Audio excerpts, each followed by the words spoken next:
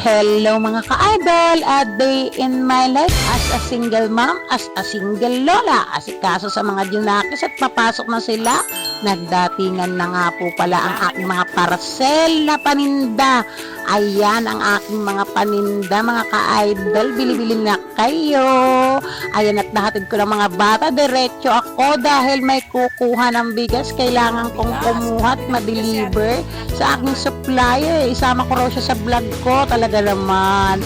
Ayan na, naka-deliver na ng bigas. I-check ko uli ang aking mga paninda para makita ko ng tuluyan dahil wala na yung mga makukulit.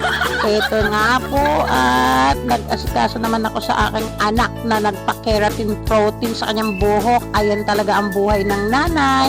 Para makatipid, ako na lang ang gagawa. Buhay nanay, buhay vlogger. Thank you for watching guys. Have a nice day.